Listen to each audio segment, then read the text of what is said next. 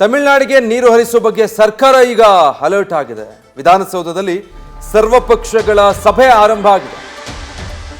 ಸಭೆಗೆ CM Siddaramaiah, DCM DK Shivakumar ಆಗಮಿಸಿದ್ದಾರೆ. JDS ಹಾಗೂ ಬಿಜೆಪಿಯ ಕೆಲ ನಾಯಕರು ಸಹ ಹಾಜರಾಗಿದ್ದಾರೆ. ಸರ್ವಪಕ್ಷಗಳ ಸಭೆಗೆ ಇನ್ನೂ ಕೂಡ ಕುಮಾರಸ್ವಾಮಿ ಆಗಮಿಸಿಲ್ಲ. ಸರ್ವಪಕ್ಷ ಸಭೆಗೆ ಗೈರಾದರೆ ಬೇರೆಯದ್ದೇ ಸಂದೇಶ ರವಾನೆ ಆಗುತ್ತೆ.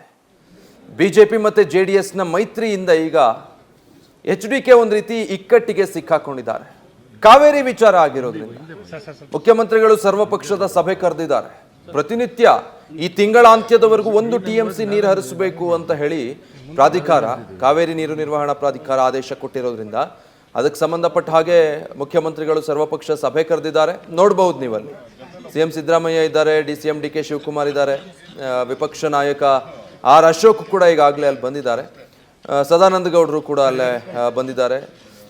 JDS ನಿಂದನೂ ಕೆಲ ನಾಯಕರಿದ್ದಾರೆ. ಆದರೆ ಕೇಂದ್ರ ಸಚಿವರಾಗಿರುವಂತಹ ಕುಮಾರಸ್ವಾಮಿ ಅವರು ಇನ್ನೂ ಅಲ್ಲಿ ಆಗಮಿಸಿಲ್ಲ.